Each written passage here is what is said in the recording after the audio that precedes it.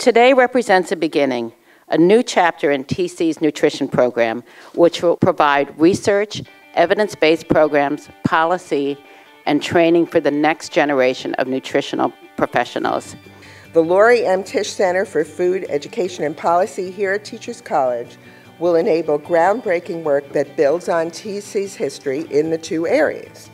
First of all, nutrition education. We founded the field, after all. And second, our demonstrated track record of providing evidence relevant to policy. There's no question that we all gain so much when all communities and all people enjoy access to healthy food. Children learn better, people stay active and vibrant as they age. One of the most significant things about FoodWorks was, or is, the comprehensive nature of it. We say it was the first ground to garbage can look at our food system. One, how we could use the food system to reduce and end hunger.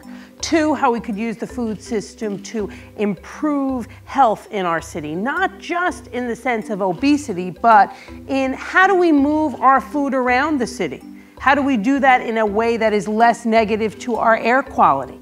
Three, how do we use food as an economic engine? Because of course the best way to end hunger is to make sure people have jobs in which they can buy enough food to sustain their families. We've got to get to the store owners, the restaurateurs, who create these wonderful, wonderful community dishes. We got so many great recipes from people in public housing, the restaurants. We actually edited a cookbook called the Go Green East Harlem Cookbook. And the best compliment we got about this was a love story, because we had pictures of the people in the community. The point I tell you is if we're gonna have a sustained food policy and we're gonna really be able to lift people up health-wise, it cannot be top-down. Who's on SNAP? 40% of SNAP recipients, more than that, are children. 20% or so are people that are disabled. Many of them are working households. We have to find ways of empowering this program to be more successful, because it's not at the level of success that we want right now.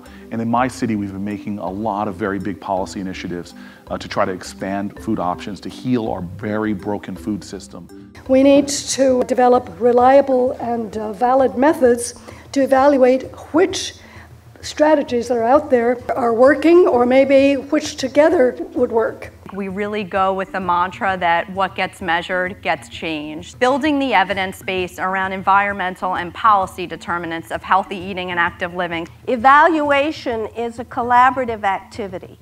It's for identifying accomplishment, it's for fine-tuning, it's for removing obstacles, and it's for sharing information. We utilized the standard evaluation measure, we looked at changes in behavior, and then we looked at increases in consumption. Tiny changes across the individual can make a broad change across the population. Translate the number back and forth from the individual to the population using non-traditional methods of evaluation, such as, for example, surveillance, or, for example, projecting impact using modeling. That we have more people in the United States, sheer numbers, faced with food insecurity, with hunger, with periods of time, extended periods of time for many of them when they are struggling. And at the same time, we have the coexistence of a major public health challenge in the form of growing obesity rates across the country.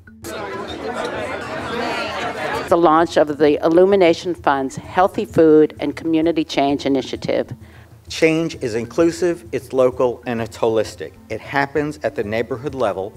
It's not swooping in, it's working with people who are invested in communities, embedded in communities, and have a vision of what makes a healthy, vibrant community.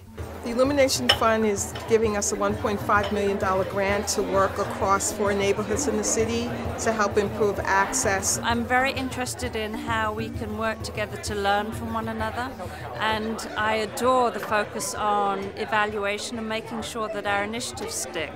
As New York goes, often so does the rest of the nation. So I think it's really critical to take a look at some of the innovative work that's been happening here in New York City. We're confident that her gift will galvanize our efforts to make Teachers College a model for preparing top-flight nutrition professionals and for leveraging groundbreaking nutrition research into more effective food policies.